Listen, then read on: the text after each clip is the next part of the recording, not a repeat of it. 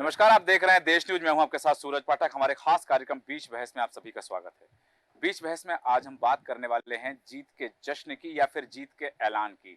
दरअसल देखा जा रहा है कि 2024 का लोकसभा चुनाव और लोकसभा चुनाव के मद्देनजर जिस तरह की बयानबाजी सामने आ रही है, 5 चरण का मतदान हो चुका है और प्रधानमंत्री नरेंद्र मोदी ने कहा है कि 5वें चरण के मतदान के बाद स्पष्ट हो गया है कि इंडी अलायंस परास्त हो चुका है। उन्होंने कहा कि पहले चरण के बाद वह ध्वस्त हो गया था, दूसरे, तीसरे, चौथे चरण में वो और हार की कगार पर था, लेकिन 5वें चरण के मतदान के बाद इंडी अलायंस ध्वस्त हो गया है, परास्त हो गया है। ये भविष्यवाणी है, प्रेडिक्शन है, या अति आत्मविश्वास है, या फिर वास्तव में ऐसा होने वाला? और यदि ऐसा होने वाला है वास्तव में, तो इसके लिए प्रधानमंत्री नरेंद्र मोदी को जानकारी कहां से और कैसे लगी है?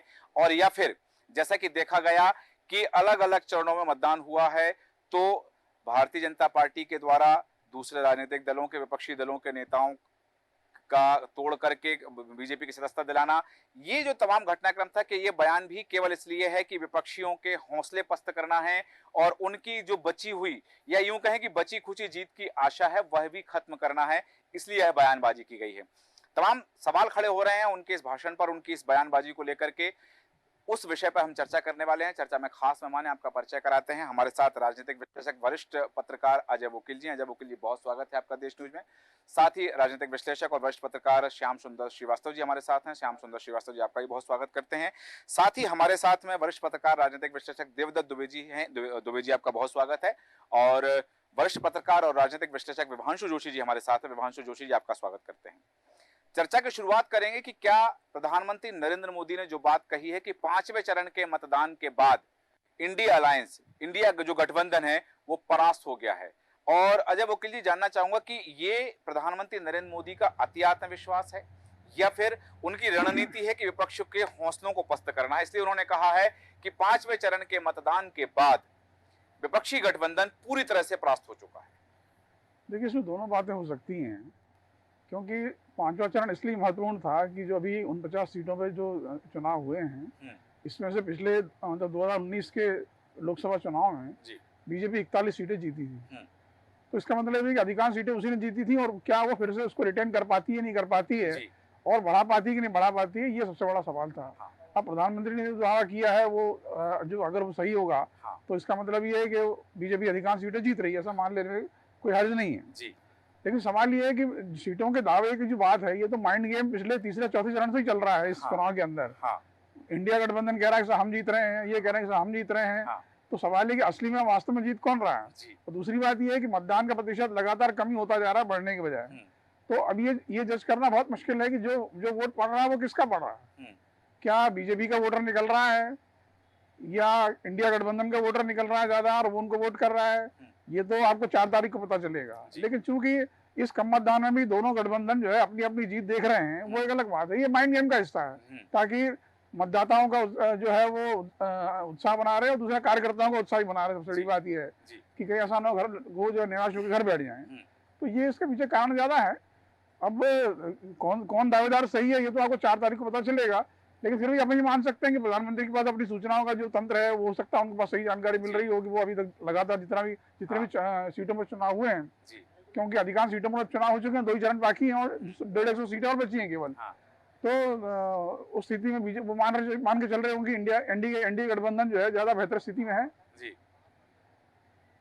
तो ये एनडीए गठबंधन बात करें प्रधानमंत्री नरेंद्र मोदी, या उसको लेकर के जो बात हुई कि वो माइंड गेम की चर्चा यहाँ पर चल रही है। लेकिन यहाँ जो माइंड गेम की यदि हम बात कर रहे हैं, विभांशु जोशी जी, आपसे जानना चाहूंगा कि वास्तव में जो चुनाव है माइंड गेम पर लड़ा जा रहा है देश की क्योंकि प्रधानमंत्री नरेंद्र मोदी एक तरफ कहते हैं कि मतदाता चुनाव लड़ रहे हैं, यहाँ भारतीय जनता पार्टी और कांग्रेस के बीच चुनाव नहीं है, मतदाताओं के बीच चुनाव हो रहा है। दूसरी तरफ वो कहते हैं कि 5वें चरण के मतदान के बाद में इंडिया अलायंस जो है वो ध्वस्त हो चुका है, परास्त हो चुका है। और उन्होंने जो और भी कुछ बातें कही, उन पर भी मैं आऊंगा। लेकिन क्या वास्तव में ये माइंड गेम ही है?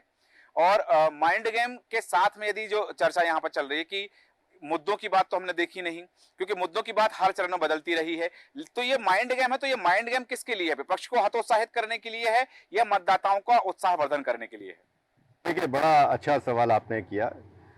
जहां तक अभी हम देखते हैं कि 5 चरणों के चुनाव हो चुके हैं, लगभग 80% लोकसभा सीटों का चुनाव हो चुका है। अब लगभग 114 करीब बाकी हैं। हाँ। तो एक बहुत छोटी संख्या जो उसको कहते हैं 20% की संख्या बाकी है। और निश्चित तौर पर यदि 80% में भारत के प्रधानमंत्री श्री नरेंद्र मोदी जी यदि ये कह रहे हैं कि हम जीत गए हैं और हम सरकार बनाने का जो मैजिक नंबर है तो पार कर चुके हैं। देखिए उनके ट्वीट में भी, प्रधानमंत्री मोदी जी के ट्वीट में भी दिखाई देता है वो उनका आत्मविश्वास। वो कहते हैं कि जनता जनार्दन का मैजिक चल रहा है जी। और आप नरेंद्र मोदी जी के लगातार आप ट्वीट्स देखिए तो जिस तरीके से जगह जगह जहां जहां जा रहे हैं वहां पर रैलियों को अपने ट्वीट में दिखा रहे हैं, वो भीड़ दिखा रहे हैं, वो वास्तविक दृश्य दिखाने की कोशिश कर रहे हैं। तो ये आप बिल्कुल विश्वास समझें कि जो भी नेता होता है, राजनेता होता है, वो कहीं ना कहीं अपना सक्षम नेतृत्व दिखाने की पूरी कोशिश करेगा ही करेगा। ये चुनाव है, ये लोकतंत्र है, एक एक वोट का महत्व होता है। तो राहुल गांधी जी भी एक एक वोट के लिए बड़ी अजीब सी भाषा इस्तेमाल कर रहे हैं। वो लोगों से 16 मई 2024 को कहते हैं कि भयंकर भेदभाव हो रहा है। अब आप देखिए ये भयंकर भेदभाव, ये शब्द लोकतंत्र में बड़ा चौंकाने वाला होता है। ऐसा कौन सा भेदभाव है? क्या ऐसे भेदभाव के प्रति कहीं FIR या कहीं बातें निकल कर आई? क्या कांग्रेस ने कहीं इस तरीके का संसद में इस भयंकर भेदभाव पर कहीं दृश्य प्रस्तुत किया? यदि कहीं भयंकर भेदभाव है तो दिखना भी चाहिए। फिर राहुल गांधी जी अपने ट्वीट में कहते हैं कि वो नरेंद्र मोदी जी प्रधानमंत्री नहीं है, राजा हैं। तो अब आप एक राजा प्रधानमंत्री को, देश के प्रधानमंत्री को जो लोकतंत्र से चुनकर आया है, जिसने 2019 में बहुमत प्राप्त किया, स्वतंत्र बहुमत भाजपा ने प्राप्त किया था, उसमें आप कहें कि प्रधानमंत्री को राजा कहें। और फिर उसके बाद यही नहीं रुकते हैं, वो अपने ट्वीट में फिर कहते हैं 11 मई को कहते हैं कि वो कठपुतली राजा हैं। तो जब ऐसी बातें कोई विपक्ष का व्यक्ति किसी नेता के ऊपर आरोप लगाएगा तो वो भी अपने आत्मविश्वास को जनता के सामने लेकर जाएगा। अभी हाल में ही आपने देखा कि प्रधानमंत्री मोदी जी ने तमाम न्यूज चैनलों को इंटरव्यू दिए, जो कि लोकतंत्र में अच्छी बात है। जनता के बीच में पहुंचना, मीडिया एक चौथा स्तंभ है, उसके माध्यम से जनता के बीच में पहुंचना ही सबको चाहिए। लेकिन हाँ, राहुल गांधी जी ने उसको जो आरोप लगाया वो मैं थोड़ा सा दुर्भाग्यपूर्ण मानता हूं। एक बार उन्होंने क्षमा चाहूंगा आपकी बात काट रहा हूं कि राहुल गांधी ने ये भी कहा है कि ये गारंटी है कि 2024 के चुनाव परिणाम के बाद में प्रधानमंत्री के पद पर नरेंद्र मोदी नहीं बैठेंगे। ये भी उन्होंने कहा कि ये मोदी की गारंटी के रूप में मैं गारंटी दे रहा हूं। जी, ये भी उन्होंने कहा। जी बिल्कुल। तो जब देखिए चुनाव में भी एक परीक्षा होती है और परीक्षा में जो प्रश्न आता है उसका जवाब मजबूती से दिया जाता है। यदि राहुल गांधी जी ये कहेंगे कि वो मोदी जी प्रधानमंत्री नहीं रहेंगे तो निश्चित तौर पर प्रधानमंत्री मोदी जी अपने आत्मविश्वास के साथ इस बात को बोलेंगे कि मैं ही प्रधानमंत्री बनूंगा और मैं प्रधानमंत्री बनने की स्थिति में अभी तक आ गया हूं। मीडिया वाली बात पे मैं जरूर बोलना चाहूंगा क्योंकि आपके चैनल के माध्यम से, क्योंकि मैं प्रेस काउंसिल ऑफ इंडिया में रहा हूं कुछ समय तक, लोकसभा चुनाव का ऑब्जर्वर। राहुल गांधी जी यदि उनको किसी मीडिया पे आपत्ति है, इंटरव्यू पे आपत्ति है, वो ये कहते हैं अपने मित्र मंडली को पारिवारिक माहौल में स्क्रिप्टेड इंटरव्यू देख रहे हैं। तो यदि राहुल गांधी जी, मैं आपसे अनुरोध करता हूं, press council of India Bharat की बहुत स्वतंत्र इकाई है, यदि आपको कहीं भी ऐसा पेड न्यूज जैसा कोई भी मैटर मिलता है तो आप जाइए प्रेस काउंसिल ऑफ इंडिया, वहां पर अपनी बात रखिए। लेकिन इस तरीके से लोकतंत्र के चौथे स्तंभ को बदनाम करने का अधिकार आपको नहीं है। निष्पक्षता की बात हम करते हैं, तटस्थता की बात करते हैं, तो जिसने जो कहा, क्योंकि प्रधानमंत्री नरेंद्र मोदी यदि वो कोई कुछ कह रहे हैं तो प्रधानमंत्री नरेंद्र मोदी की बात भी मीडिया दिखाता है, राहुल गांधी कुछ कह रहे हैं तो वह भी हम दिखाते हैं, यहां तक कि प्रियंका गांधी भी यदि कुछ निजी चैनलों को इंटरव्यू दे रहे हैं तो वो भी प्रसारित किया जाता है। तो यहाँ ये बात कह देना कि वो स्क्रिप्टेड इंटरव्यू है, कहीं ना कहीं मीडिया की निष्पक्षता पर सवाल खड़े किए जा रहे हैं। श्याम सुंदर श्रीवास्तव जी, आपसे जानना चाहूंगा जी, श्याम मोहन श्रीवास्तव जी, आपसे जानना चाहूंगा कि ये जो बात सामने आ रही है, प्रधानमंत्री नरेंद्र मोदी ने घोषणा कर दी है कि विपक्ष परास्त हो गया है, क्योंकि कहीं ना कहीं जब हम देखते हैं चुनाव परिणाम सामने आते हैं तो चुनाव परिणाम के बाद में हारा हुआ जो पक्ष है, खासतौर से पिछले कुछ चुनावों से हम देख रहे हैं कि वो ईवीएम पर सवाल खड़े कर देते हैं। हमने विधानसभा चुनाव के परिणाम देखे तो उसमें ईवीएम पर सवाल खड़े किए गए। प्रधानमंत्री नरेंद्र मोदी के द्वारा यह घोषणा किया जाना कि विपक्ष परास्त हो गया है, तो चुनाव परिणाम के आ जाने के बाद में उनके इस वक्तव्य पर सवाल खड़े नहीं होंगे क्या कि इन्होंने पहले से तय कर लिया था कि कितनी सीटें जीतना है, इसलिए इन्होंने पहले घोषणा कर दी और उसके बाद 5वें चरण के मतदान के बाद घोषणा कर दी कि विपक्ष परास्त हो चुका है, इन्होंने पहले सेटिंग कर रखी थी, तो ये मौका क्यों दिया जाना है फिर? जैसे विपक्षी यह कहता है कि 4 जून के बाद नरेंद्र मोदी प्रधानमंत्री नहीं रहेंगे, हाँ जैसे विपक्षी यह कहता है कि हम जी। बहुमत में आ रहे हैं, जी ऐसे ही सभी पार्टियां हाँ अपने अपने पार्टी की जीत का दावा करती हैं मतदाताओं में विश्वास बढ़ाने के लिए। जी दूसरी बात यह है कि सामने जो गठबंधन है वो वास्तव में मेरे हिसाब से गठबंधन नहीं है, ये बेमेल तालमेल है। जैसे दूध और दही को मिला दें, जैसे तेल और पानी को मिला दें हाँ और कहें कि नापो अब ये 4 लीटर हो गया, 2 लीटर मिट्टी का तेल मिला दें या पेट्रोल मिला दें और 2 लीटर पानी मिला दें और कहें कि अब ये 4 लीटर हो गया। एक का स्वभाव लगा आग जलने का है, एक का स्वभाव बुझाने का है। हाँ। अब दोनों मिल जाएंगे तो कैसे होगा मामला तय। परिवारवादी हैं, सब अपने अपने परिवार की रक्षा करना चाहते हैं, परिवार का सबसे पहले रक्षा करना चाहते हैं, तो कैसे माने कि ये कोई गठबंधन है। एक को प्रेरणा कहीं से मिलती है, दूसरे को प्रेरणा कहीं से मिलती है। कोई राष्ट्रवादी है, कोई परराष्ट्रवादी है, कोई जो जीवन भर में ये कहना चाहता हूँ कि जिस पार्टी ने जिनने जीवन भर, वैसे तो मैं धर्म की व्याख्या कई बार अदालतों ने की है कि धर्म तो वो है जो धारण करने, धीरे धीरे क्षमा, क्रोध, इंद्रिय निग्रह, ये धर्म है। हाँ, धारयति निग्रह। तो मैं ये कहना चाहता हूँ कि वैसे तो सबको धर्म सापेक्ष होना चाहिए, पंथ निरपेक्ष हो सकते हैं, पूजा पद्धति अलग अलग हो सकती है, लेकिन धर्म तो सबका एक जैसा है। जैसे सत्य है, क्रोध निग्रह है, ये धारण करने योग्य चीजें हैं।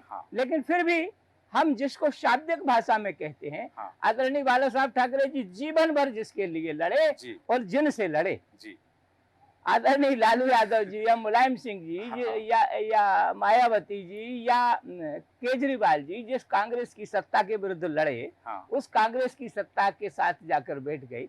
रहीमन काबिद निवे के निवे केर वेर को संग, और ये दौलत राज आपने उनको फाटत अंग। अब एक दूसरे का स्वभाव ही जब अलग है तो ये एक कैसे और कितने दिन रह सकते हैं। इसलिए गठबंधन नहीं है और इनका हश्र तो जो होना है स्वभाव के अनुसार, सिद्धांत के अनुसार, अंततः जो हश्र होना है वही होना है। इसलिए कोई ये कह दे अगर कि इसका कुल मिलाकर कोई परिणाम नहीं निकलने वाला, तो ये कोई गलत नहीं है। सही है। लेकिन फिर भी पूरे देश में जिस तरह की हवा है, मैं कहना चाहता हूँ कि यहाँ किसी पार्टी के प्रवक्ता के तौर पर नहीं, बल्कि सामान्य रूप से कि जिस पार्टी ने अपने घोषणा पत्र के अधिकतम बड़े बड़े वादे, जिनके बारे में दूसरे लोग कहते थे कि ये तो हो ही नहीं सकते, ये होगा तो आग लग जाएगी, ये होने जाएगा तो खून खराबा हो जाएगा, वो सारे दावे जिनको ये देश बरसों से जिनकी प्रतीक्षा कर रहा था, जैसे राम मंदिर का मसला है, काशी विश्वनाथ का मसला है, धारा 370 का मसला है, कॉमन सिविल कोड का मसला है, ये जिस पार्टी ने हल की हो, क्या उस भाव को हताशा नहीं होगी ये चुनाव में परिणाम ठीक न मिले तो? सही बात। और इसलिए मुझे लगता है कि शायद इस देश के मतदाता बहुत समझदार हैं। सही है।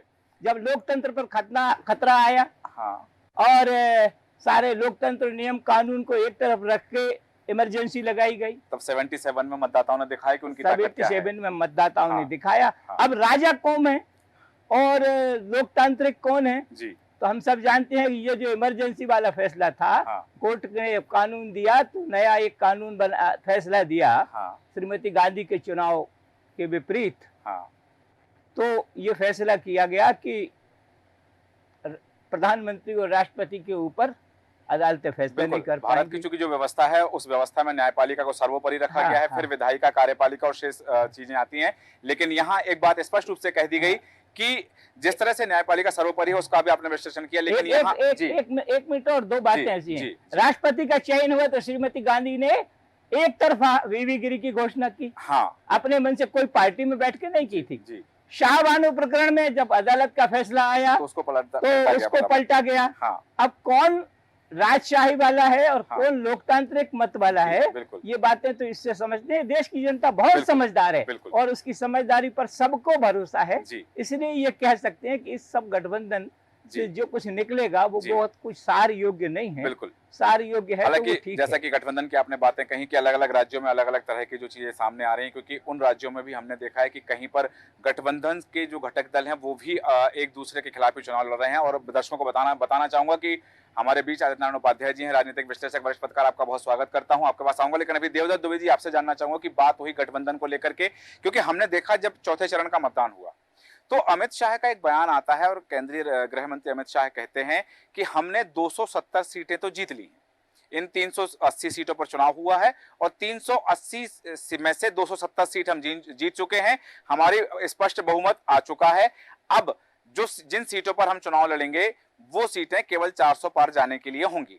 दूसरी तरफ प्रधानमंत्री नरेंद्र मोदी का बयान कि विपक्ष परास्त हो चुका है, विपक्ष ध्वस्त हो चुका है। ये क्योंकि एक अलंकार आता है हिंदी साहित्य में जब हम बात करते हैं व्याकरण में, जिसे हम अतिशयोक्ति अलंकार कहते हैं। तो क्या ये अतिशयोक्तिपूर्ण बातें हैं या फिर ये वो बातें हैं कि जनता की नब्ज टटोली जा चुकी है, मतदाता की नब्ज टटोली जा चुकी है, या फिर मतदान के प्रतिशत का विश्लेषण है? देखिए, राजनीति में एक साइकोलॉजी काम करती है जी। जैसे सामान्य जीवन में हाँ। सुख के सब साथी, हाँ। जीत के हजार साथी। हाँ। तो एक अपने कार्यकर्ताओं का, समर्थकों का, राजनीतिक दल और उसका नेतृत्व करने वाला नेता ये कहता है हम जीत रहे हैं, हम सरकार में आ रहे हैं। हाँ। आप यदि विपक्ष के देखें तो राहुल गांधी क्या कह रहे हैं? हाँ। कल वो कह रहे थे 400 पार की तो बात दूर, 140 पार नहीं हो रही भाजपा। जी, जी। अखिलेश यादव कल क्या कह रहे हैं, ये आज कह रहे हैं। हाँ। तो ये राजनीतिक दलों की भाषा है, लेकिन हम लोग जो सामान्य जीवन में देखते रहते हैं, इतने उतार चढ़ाव राजनीति में देखे हैं। जी। जब फील गुड साइनिंग इंडिया थी तब नहीं आई, हाँ। और जब उम्मीद नहीं रहती तब आ जाती है पार्टी। ये कोई वो नहीं, इसमें हम बता जो दावा कर सकती है वो असली जनता जनार्दन ही दावा कर सकती है कि वो किसे जिताएगी, किसे हराएगी। हाँ। ये राजनीतिक दल सब अपने अपने दावा करेंगे और परिस्थितियां देख के हम भी अनुमान लगा सकते हैं कि कौन नेतृत्व पे खड़ा है, कौन के नेतृत्व में दल बढ़ रहा है। ये सब चीजें हैं, कौन एकता में है, कौन बिखरा हुआ है, ये सब तो होता है कि अनुमान लगाने के लिए। लेकिन अंततः परिणाम बताता है। जैसे विधानसभा चुनाव में अनेक विश्लेषक और कांग्रेस पार्टी ने तो यहाँ होर्डिंग बैनर तक लगा दिए थे कि कमलनाथ जी आ रहे हैं, शपथ ले रहे हैं। लेकिन 166 सीट भाजपा जीतेगी ये शायद किसी ने कल्पना नहीं की होगी। हाँ। एक राष्ट्रीय चैनल ने जो एग्जिट पोल दिखाया था, हाँ। उसको भी लोग क्रिटिसाइज कर रहे थे परिणाम आने तक। जी। तो ऐसे बहुत उदाहरण भरे पड़े हैं कि जब लोगों के अनुमान ध्वस्त हुए हैं।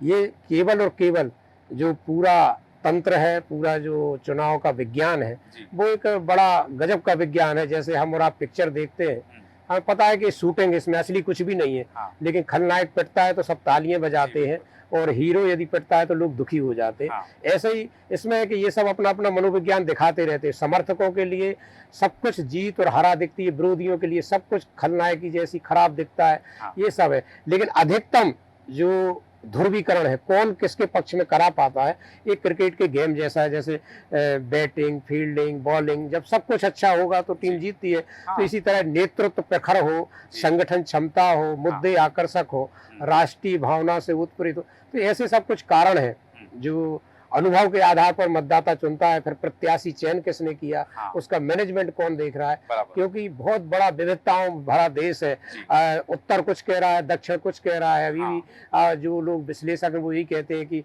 दक्षिण में भाजपा को मुश्किलें हैं, उत्तर में बहुत आसानी है भाजपा को। ऐसे ही ये जो बेमेल गठबंधन भी हुए हैं, तो इनके अंदर से कितना, नेता तो बातें कर रहे हैं लेकिन अंदर कार्यकर्ता मिल पाए, आपस में उनके दिल मिल पाए कि नहीं, या उसी जज्बात के साथ वो काम कर रहे हैं। ऐसी बहुत सारी चीजें हैं। तो मुझे लगता है कि ये सब जनता जो जनार्दन है जिसको हम कहते हैं, हम उसके लिए छोड़ दें कि वो क्या करने वाली है, और वो वाकई में जो 75 सालों में करते आई है वो ऐसा करेगी कि देश आगे बढ़ेगा, देश मजबूत होगा, देश को कोई तोड़ नहीं पाएगा, देश में कुछ विध्वंस नहीं हो पाएगा, देश और मजबूती से बढ़ेगा हर क्षेत्र में।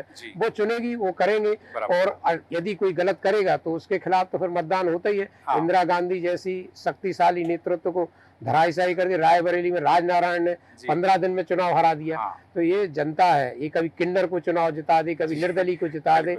जो लोग दावा करते हैं कि हमारा एक बूथ 10 यूथ या हमारा कैडर है, हाँ। सब कैडर भी ध्वस्त हो जाते हैं, सब चीजें बिल्कुल। एक जैसे बाढ़ आती है ना, हाँ। वैसा होता है। तो इस चुनाव में भले ही कोई व्यापक लहर ना हो, हाँ। लेकिन मतदाता ने बड़ा मजा लिया है दोनों ही गठबंधनों का, जी। क्योंकि 7 चरणों में हाँ। 7, मुझे लगता है अभी तक 5 चरणों में 5 अलग अलग मुद्दे आ चुके हैं जी। जिन पे फोकस किया है। हाँ। एक दूसरे पर वार प्रत्यारोप भी बहुत जी। गजब के हुए हैं। हाँ। तो ये सब जो मंथन है, इससे जो अमृत निकलेगा जी। हम सबको 4 जून को मिलेगा। बिल्कुल सही कहा आपने कि इससे जो मंथन चल रहा है, मंथन के बाद में अमृत निकलेगा, तो उस अमृत का रसास्वादन 4 जून को देश की जनता करेगी कि वह क्या वास्तविकता है और जनता ने किसे चुना। लेकिन आदित्य नारायण उपाध्याय जी, आपसे जानना चाहूंगा कि बात हुई कि 5 चरण का मतदान हुआ, 5 चरण में अलग अलग मुद्दे दिखे, 2 चरण का मतदान अभी शेष है जो 25 मई को और 1 जून को होना है। उससे पहले घोषणा कर देना कितना सही है कि हम जीत रहे हैं, वो हार रहे हैं? हाँ, हर प्रत्याशी जीतने के लिए खड़ा होता है, कोई हारने के लिए खड़ा नहीं होता है। हालांकि विपक्षी गठबंधन भी कह रहा है कि हम सरकार में आएंगे, वो जो मैजिक फिगर है उसे हम छू लेंगे, लेकिन उन्होंने ये नहीं कहा है कि भारतीय जनता, हालांकि कल राहुल गांधी ने कहा कि 140 के पार भी नहीं जा पाएगी, लेकिन उन्होंने ये नहीं कहा है कि वो पूरी तरह ध्वस्त हो गए और हम जीत चुके हैं, ये नहीं कहा है। उन्होंने ये कहा कि हम जीतेंगे, लेकिन प्रधानमंत्री नरेंद्र मोदी का यह कहना है कि हम जीत चुके हैं, हमें केंद्रीय गृह मंत्री अमित शाह का यह कहना है कि हम जीत चुके हैं, क्या जाहिर करता है? देखिए, बहुत पुरानी एक कहावत सुनी थी, बहुत गई थोड़ी रही, हाँ। थोड़ी बीती जाए, हाँ। ताल भंग मत कीजिए, कुल में दाग लगाए। जी। यदि आत्मविश्वास है कि हम जीत रहे हैं तो 2 चरण और हैं, हाँ। और 4 जून भी बहुत करीब है, जी। सब कुछ सामने आने वाला है। तो यदि ऐसी स्थिति है कि हम जीत ही रहे हैं तो भी हमको एक मर्यादा का पालन जरूर करना चाहिए। यदि ऐसा नहीं होता तो चुनाव होते ही क्यों? चुनाव होने का मतलब ये है कि जो भी आमने सामने खड़ा है, चाहे एक तरफ कौरवों की विशाल सेना खड़ी हो, पांडव 5 हो, हाँ। या कोई भी हो, यदि ये युद्ध है तो निश्चित तौर पर जीतने की संभावना जो है, भले ही किसी की ज्यादा रहे किसी की कम रहे, लेकिन कभी कभी जीत को हार में और हार को जीत में बदलते हुए सभी ने देखा है। जी। तो जैसे मोदी जी यदि कहते हैं कि 4 जून के बाद विपक्ष टुकड़े टुकड़े होने वाला है, हाँ। ये कहीं ना कहीं आत्मविश्वास की कमी का भी द्योतक हो सकता है। कैसे कि टुकड़े टुकड़े होकर के जोड़ने की जरूरत किसको पड़ेगी? जिसके पास में संख्या बल की कुछ कमी रह जाएगी। हाँ। तो हमने इसको देखा, देश ने मध्य प्रदेश में पिछली विधानसभा के टाइम देखा, हाँ। और महाराष्ट्र में भी देखा। जी। सभी गठबंधन ऐसे हैं जिसमें विपरीत नेचर के जो है पार्टियां जो है शामिल हैं। हाँ। एनसीपी यदि महाराष्ट्र में भाजपा के साथ में राज्य कर रही है, जी। तो इस तरीके के इंडिया गठबंधन में तो बहुत सारे ऐसे दल हैं। तो कोई भी गठबंधन ऐसा नहीं है जिसने अपनी अपनी ताल ना भंग कर दी हो। हाँ। तो आज की जो राजनीति की जो दिशा जिस तरीके की हो चुकी है, जी। इसमें ताल और सम, ये दोनों ही जो है कहीं पर भी किसी हद तक भी माने नहीं रखते। हाँ। जैसे येन केन प्रकार हर व्यक्ति जीतना चाहता है और अपनी जीत को जी। जीतने के पहले ही एस्टेब्लिश करना चाहता है। बराबर। तो मेरा तो कहना यही है कि खेल देखिए, खेल की धार देखिए और 4 जून का इंतजार कीजिए। बिल्कुल, ये जो खेल चल रहा है इसमें खिलाड़ी की बात भी हो रही है, खेल की बात भी हो रही है, और निर्णय करने वाले जो निर्णायक हैं उनकी बात भी हो रही है। विभांशु जोशी जी, आपके पास आना चाहूंगा। हम पहले जब खत लिखे जाते थे तब एक शब्द लिखा जाता था खत के अंत में कि कही बहुत, लिखी कम, समझना ज्यादा।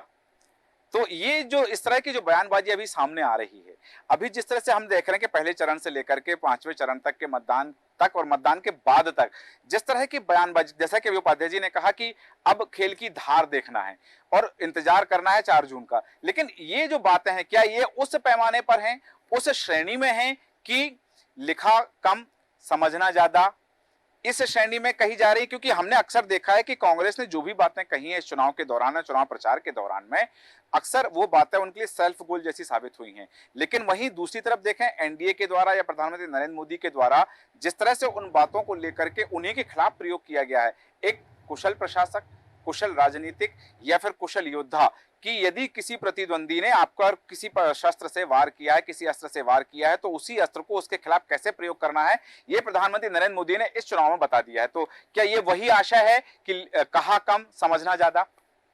देखिए, जहाँ तक हम बात करें प्रधानमंत्री श्री नरेंद्र मोदी जी की, वो सवालों का जवाब देने में बिल्कुल तत्पर हैं और जो भी सवाल उनके सामने आता है उसका वो जवाब देते हैं। तो जब विपक्ष कोई ऐसा सवाल उठाएगा कि आप प्रधानमंत्री नहीं बनेंगे, तो मोदी जी या भारतीय जनता पार्टी के सामने एक ही जवाब रहता है, वो ये कि हम सरकार बना रहे हैं। दूसरा, अपने कार्यकर्ताओं का आत्मविश्वास बनाए रखना और जनता का समर्थन जुटाए रखना, ये दो बड़े सवाल होते हैं। उसके लिए नेता का विश्वास जो है जनता को प्रेरित करता है। इधर हम देखते हैं, जब हम इंडी गठबंधन की बात करते हैं तो वहाँ आप देखिए ममता बनर्जी जी एक दिन पहले कहती हैं कि हम बाहर से समर्थन देंगे, फिर वो 16 मई को बोलती हैं कि हम पूरी तरीके से गठबंधन का हिस्सा हैं। तो ये अलग अलग तरीके की जब बातें कहीं से आती हैं तो मतदाता भी भ्रमित हो जाता है कि उनकी कौन सी बात को माने और कौन सी बात को नहीं माने। क्योंकि जब हम चुनाव की बात देखते हैं, पश्चिम बंगाल के चुनाव की, तो वहां पर किसी भी तरीके का कैंडिडेट शेयर ममता बनर्जी जी ने नहीं किया है। दूसरी बात, जब वो 16 मई को बोल रही है, वो कह रही है कि हम पूरी तरीके से उसका हिस्सा है। तो ऐसी दोहरी बातों से, दोहरे मुंह से जो मतदाता है वो दिग्भ्रमित हो जाता है। तो मोदी जी की जहां तक बात है, वो एक ही बात पे अपने आप को स्पष्ट रखते हैं। उन्होंने हाल में ही एक ट्वीट किया जिसमें उन्होंने राहुल गांधी जी का एक वीडियो ट्वीट किया। उसमें उन्होंने राहुल गांधी जी जो मुस्लिम आरक्षण पर जो बात कर रहे हैं उसको उन्होंने सामने रखा। वो अपनी बात पे स्पष्ट है। यदि वो कह रहे हैं कि कांग्रेस मुस्लिम आरक्षण की बात कह रही है, तो वो डंके की चोट पर उसको सोशल मीडिया पर लिख भी रहे हैं। वहीं इंडी गठबंधन में बिल्कुल कोई भी बातों का स्पष्ट नहीं है। अभी आपने देखा कि केजरीवाल जी के निवास पर एक महिला के साथ दुर्व्यवहार हुआ, उसे पीटा गया, लेकिन कांग्रेस की तरफ से वहां महिला सुरक्षा को लेकर कोई भी बात निकलकर नहीं आई। संदेश खली वाले मामले में भी आप देखेंगे, पश्चिम बंगाल में जिस तरीके से महिलाओं के ऊपर अत्याचार हुआ, उस मामले में भी कांग्रेस निकलकर अपनी बातें नहीं रख पाई। जबकि कर्नाटका में जब हुआ तब कांग्रेस ने विरोध किया, क्योंकि वहां पर बीजेपी के व्यक्ति के ऊपर आरोप लग रहा था, जो कि हालांकि घटना उसकी पुरानी थी। तो ये जब इस तरीके की दोहरे विचारों से लेकर कोई राजनीतिक दल जैसे कांग्रेस या दूसरे विपक्षी दल लेकर आ रहे हैं, तो जनता में एक विघटन सा माहौल होता है, उनके मन में एक विच्छेद पैदा होता है कि वो किसके साथ जाएं, किसके साथ नहीं जाएं। तो इसलिए नरेंद्र मोदी जी बार बार इस बात को आत्मविश्वास के साथ कह रहे हैं कि जनता जनार्दन मेरे साथ है और हम हैट्रिक लगाने जा रहे हैं। उन्होंने ट्वीट में लिखा, हम हैट्रिक लगाने जा रहे हैं। उन्होंने फिर उसी आत्मविश्वास के साथ अपने 400 पार की बात को कहते हुए कहा कि हम एक नया रिकॉर्ड बनाने जा रहे हैं। तो ये जो एक इस तरीके का प्रयोग होता है, जनता के सामने अपनी बात को तटस्थता से रखना, वो कहीं ना कहीं इंडी गठबंधन में इस बात का अभाव है। इंडी गठबंधन के पास अपना कोई स्वतंत्र नेतृत्व नहीं है, कोई ऐसा व्यक्ति नहीं है जो आज की तारीख में घोषित तौर पर उनका प्रधानमंत्री हो। यहाँ पर रायबरेली से कहा गया, जब प्रेस कॉन्फ्रेंस थी उसमें अखिलेश यादव और राहुल गांधी बैठे, तब कहा गया था कि आप रायबरेली से अपना प्रधानमंत्री चुन रहे हैं। जी बिल्कुल, ये बात तो रायबरेली में जरूर कही गई थी। लेकिन रायबरेली से चुनाव लड़ने की बात ही राहुल गांधी जी ने जब अंतिम दिन है, वो हो सकता है उससे भी थोड़ा सा गठबंधन में नया विचार आया हो कि अचानक राहुल गांधी जी एक तरफ से चुनाव लड़ने के बाद दूसरी जगह से चुनाव लड़ने, तो कहीं ना कहीं एक सीट का तो नुकसान, जब संसद में वोट डलेगा तो उस दिन एक सीट का तो नुकसान होगा ही यदि वो दोनों जगह से यदि जीतते हैं। तो वैसे संभावना मुझे नहीं मालूम, वो जनता तय करेगी। तो कहीं ना कहीं 2 सीटों से चुनाव लड़ने की सहमति तो इंडी गठबंधन में कभी नहीं हुई होगी, जो दिखाई दे रही है। तो खैर मुझे इंडी गठबंधन से मतलब नहीं है, मुझे तो जनता के बीच में अपनी बातों को आत्मविश्वास से लेकर जाना ये बहुत जरूरी है। अभी बहुत बड़ा चुनाव बाकी है, 20% चुनाव बाकी। अभी हमने सीबीएसई के रिजल्ट देखे 10वीं और 12वीं के लिए, 95% भी माता पिता को बहुत कम लगे। तो अभी सिर्फ 80% लोकसभा चुनाव हुआ है, अभी 20% का बाकी है। परिणाम 100% लाने की आकांक्षा हर एक छात्र में होती है। उसी तरीके से प्रत्येक राजनीतिक दल, चाहे वो भाजपा हो चाहे इंडी गठबंधन हो, वो अपनी बातों को साबित करने की कोशिश करेगा। वही ये बात निकल कर आती है कि जनता जनार्दन किसके साथ बैठता है, जनता किस आत्मविश्वास को स्वीकार करती है, यह महत्वपूर्ण है। बिल्कुल, सबसे ज्यादा महत्वपूर्ण है कि जनता किसे स्वीकार करती है और किसे नकार देती है, क्योंकि इसमें राजनीतिक दल तो मानते ही हैं भगवान का स्वरूप है ये राजनीतिक दल और उनके नेता तो मानते हैं, लेकिन यहाँ सबसे बड़ी बात आ जाती है कि वास्तव में जनता जब जनार्दन, जिसे हम जनार्दन कहते हैं, जिन्हें हरि का रूप कहते हैं, विष्णु का रूप कहते हैं, वह अपने प्रचंड स्वर में आती है तो किसी को भी सत्तारूढ़ कर सकती है और किसी को भी सत्ता से च्युत कर सकती है। अजय वकील जी, आपके पास आना चाहूंगा कि इस चुनाव में जो हमने देखा है तमाम चीजें आई हैं, क्योंकि हमने देखा कि जहां बात मंगलसूत्र किया गई, बात पाकिस्तान को चूड़ियां पहनाने की आ गई, लेकिन इस बीच में प्रधानमंत्री नरेंद्र मोदी का हाल ही में दिया गया जो एक बयान है, जो उन्होंने एक बात कही है कि हम अल्पसंख्यकों के विरोधी नहीं हैं, हम इंडी गठबंधन के द्वारा अल्पसंख्यक जो हैं उन्हें जो अपना मतदाता मानते हैं, कि परंपरागत वोटर मानते हैं, उस बात को लेकर के और वोट बैंक के रूप में अल्पसंख्यक वर्ग को कांग्रेस इस्तेमाल करती आई है, उस भ्रम से अल्पसंख्यक वर्ग को बाहर निकालना चाहते हैं। भारतीय जनता पार्टी या एनडीए अल्पसंख्यकों की विरोधी नहीं। आपको लगता है कि मतदान के प्रतिशत पर या भारतीय जनता पार्टी के पक्ष में पड़ने वाले वोटों का इससे कुछ असर होगा? देखिए, प्रधानमंत्री के इस बयान का थोड़ा बहुत असर हो सकता है, और वैसे भी बीजेपी ने कुछ सालों में जो है अल्पसंख्यक और खास करके मुसलमानों में अपनी पैठ बनाने की कोशिश की है। खास करके जिन्होंने जो ओबीसी कार्ड, मुसलमानों का ओस्मानला कार्ड चला है, उसका थोड़ा बहुत असर तो हुआ है, लेकिन ये इतना नेग्लिजिबल है, मतलब इतना कम है कि इससे कोई बहुत ज़्यादा नतीजे पर असर पड़ेगा इसकी कोई संभावना नहीं है। क्योंकि मुसलमान मोटे तौर पर ये मान के चलते हैं कि बीजेपी भले ही उनके पक्ष में कितनी बात करे, मूलतः वो मुसलमान विरोधी पार्टी है, तो इसको, इस मान्यता को बदलना बीजेपी के लिए बहुत आसान काम नहीं है और बहुत समय लगेगा। लेकिन यहाँ पर मैं एक चीज जो बात कहना चाह रहा था वो ये है कि अगर इंडी गठबंधन के जीत के दावे किए जा रहे तो उसमें सत्यता कितनी है और कितना उसमें दम है जी। केवल ये मनोबल बढ़ाने के लिए है या केवल हवाई वादे हैं, इस पर हमें देखना पड़ेगा। बावजूद इसके कि उनके पास एक सक्षम नेतृत्व नहीं है, उनका कोई कॉमन एजेंडा नहीं है, उनका कोई कॉमन प्रोग्राम नहीं है, तो भी अगर उसके बाद भी अगर वो जीत के दावे कर रहे हैं तो आखिर उसकी वजह क्या है?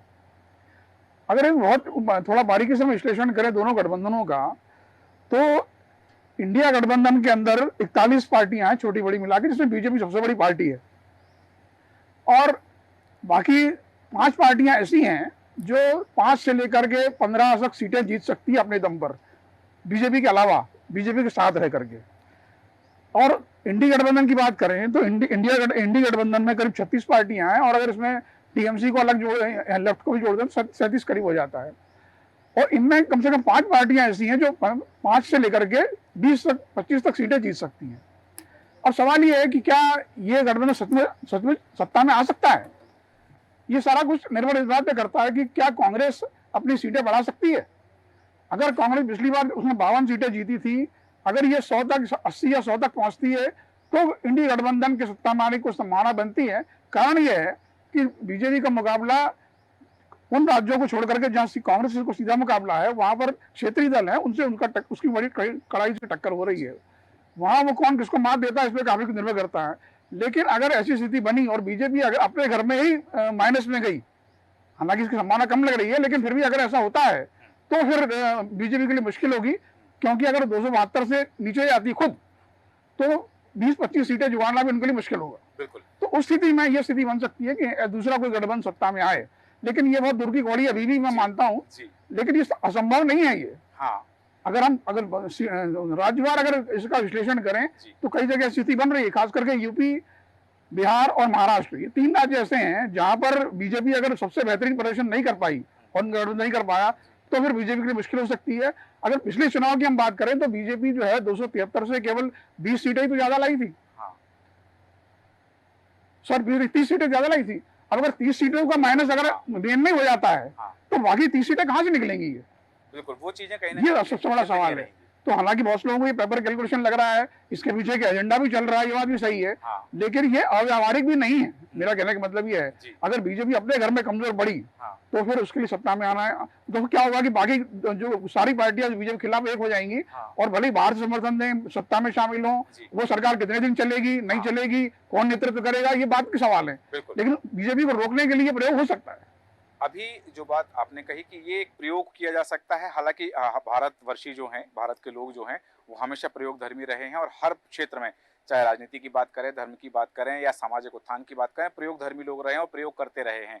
लेकिन यहाँ एक बड़ी बात ये जरूर आ जाती है, और देवदत्त दुबे जी आपसे जानना चाहूंगा जो बात हुई, क्योंकि 30 सीटों की जो बात कही कि 30 सीटें प्लस में लेकर के वो आए थे।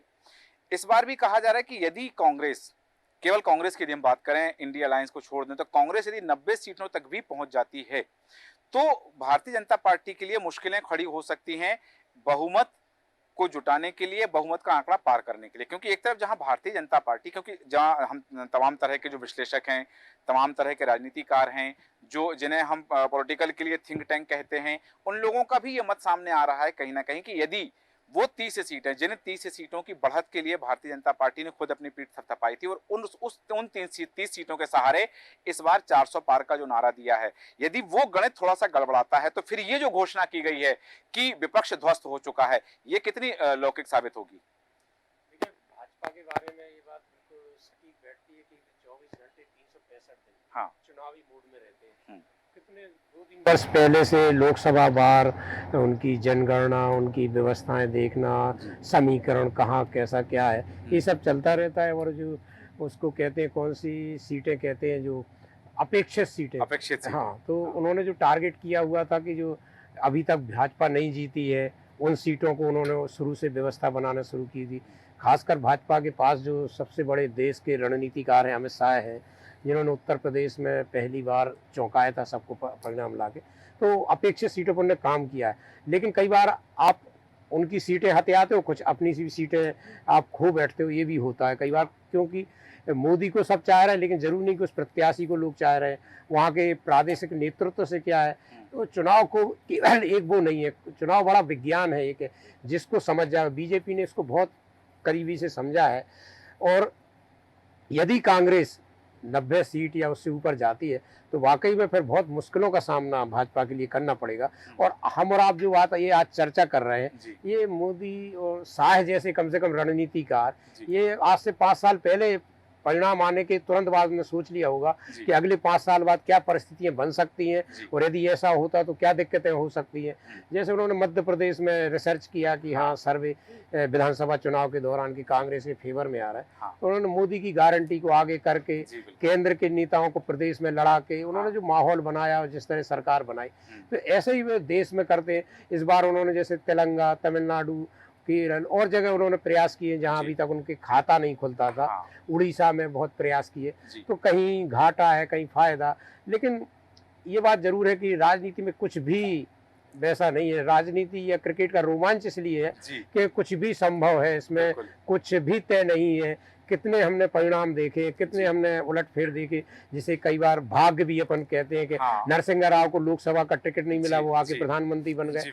ऐसे कितने, मोदी कहाँ गुजरात में थे, आडवाणी कहाँ दावेदार थे, कहाँ से क्या, ये सब बहुत सारे घटनाक्रम पूरी भारतीय राजनीति में भरे पड़े हैं।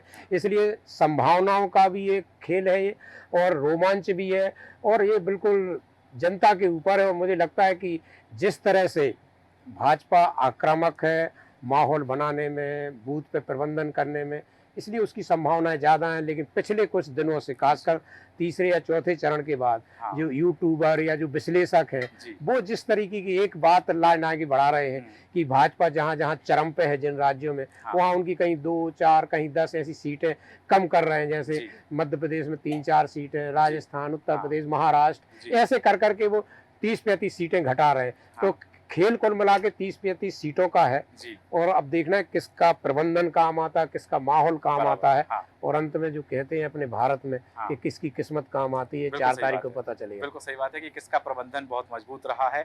और सबसे लास्ट में जो बात दुबे जी ने कही कि किसका भाग्य उसका साथ देता है, क्योंकि यहाँ भाग्य के रूप में मतदाता है, और वो मतदाता जो मतदाता चयन करते हैं देश के भावी मुख्यमंत्री का और अपने क्षेत्र के सदन के सदस्य का।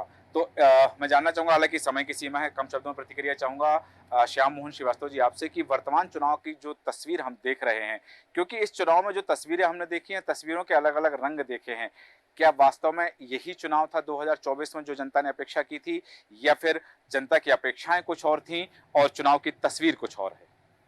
नहीं, जैसे हमने बीच में अभी बात आई थी कि विजय की घोषणा अति विश्वास हो सकता है। कोई बात सिद्धांत की भी है और बात सत्य की भी है।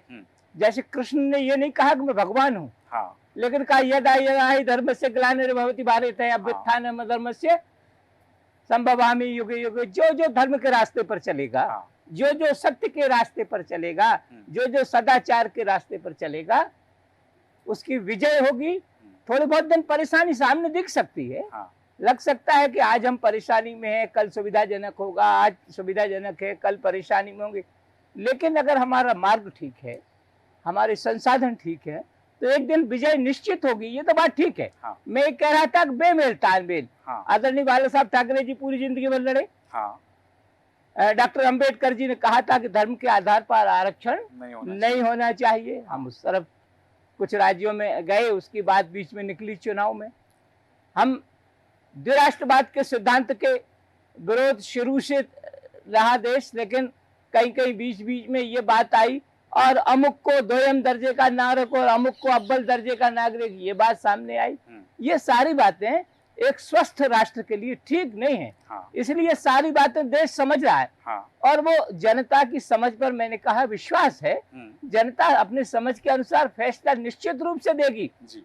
अब रहा सवाल राजनीतिक कैलकुलेशन का, तो राजनीतिक कैलकुलेशन में कभी कभी और जनता के फैसले में बहुत फर्क होता है। इस बात पर हम विश्वास करें कि पिछले 2 बार 3 बार ऐसा हुआ है जब हमने गणित कुछ और लगाया था और वास्तविकता कुछ और निकली। बिल्कुल, मैं समझता हूं इतना ही पर्याप्त है। जी बिल्कुल। तो यहाँ एक आकलन अलग हो जाता है, विश्लेषण अलग हो जाता है, परिणाम कुछ अलग हो जाते हैं। आदित्य नारायण उपाध्याय जी, आपसे जानना चाहूंगा कि ये जो चुनाव है, जैसा जो प्रश्न मैंने अभी श्याम मोहन श्रीवास्तव जी से पूछा, कि दूसरे शब्दों में भी जानना चाहूंगा कि ये जो चुनाव लड़ा जा रहा है, जहां हम बात कर रहे हैं, यहाँ पर कई बार बात आई संविधान बचाने की, कि ये चुनाव संविधान बचाने के लिए है, ये बात राष्ट्रवाद के लिए है, ये देश बचाने के लिए है, देश खतरे में है, ये बात हिंदुत्व को बचाने के लिए, हिंदुत्व खतरे में है, ये चुनाव राम मंदिर के लिए है, ये चुनाव धारा 370 के लिए है, ये चुनाव 3 तलाक के लिए है। तो वास्तव में ये चुनाव इन्हीं चीजों के लिए लड़ा जा रहा है? देखा तो ऐसा ही जा रहा है। जो मुद्दे सामने आ रहे हैं लोगों के बीच में, वो मुद्दे इस तरीके के ही सामने प्रोजेक्ट किए जा रहे हैं जो इर्रिलेवेंट है। पब्लिक जो है ये बिल्कुल नहीं चाहती। पब्लिक चाहती है कि जो देश की स्थिति को बदलने वाली कुछ नीतियां, देश की सामाजिक, आर्थिक और अन्य तरह की प्रकृति के लिए यदि कोई पार्टी अपनी पॉलिसी लाती है, या तो कोई आरक्षण की बात करने लगता है, हाँ। वो भी किसी तरीके से आरक्षण किसी भी तरीके से देश की प्रगति के द्योतक नहीं हो सकता। और तो इस तरीके से किसी भी पार्टी ने कोई मुद्दा सामने रखने की कोशिश नहीं की, और ना कोई मुद्दा ऐसा एस्टेब्लिश हुआ जिसमें ऐसा लगे कि ये पब्लिक का मुद्दा, चुनाव का मुद्दा बन गया है। सही कहा आपने कि वो चीजें सामने आ ही नहीं पाई हैं। ऐसा लगा हो कभी कि ये पब्लिक की बात की जा रही है, यहाँ अपनी बात कही गई, खुद को बेहतर बताया, खुद की खूबियां बताई और विपक्षियों की खामियां बताई। और इन खूबियों और खामियों के फेर में ही मुझे जो विश्लेषण सामने आ रहा है कि मतदाता की उदासीनता, मतदान का प्रतिशत ना बढ़ना, पिछले चुनाव की अपेक्षा लगातार मतदान का प्रतिशत कम हो जाना भी शायद यही उसकी एक वजह रही है कि यहाँ बताया गया कि मुझ में खूबियां हैं और उनमें खामियां हैं। उन्होंने कहा कि हम में खूबियां हैं और उनमें खामियां हैं। ये खूबियों और खामियों का जो चुनाव लड़ा गया और 5 चरण इसमें निकल गए हैं, 2 चरण शेष बाकी रह गए हैं।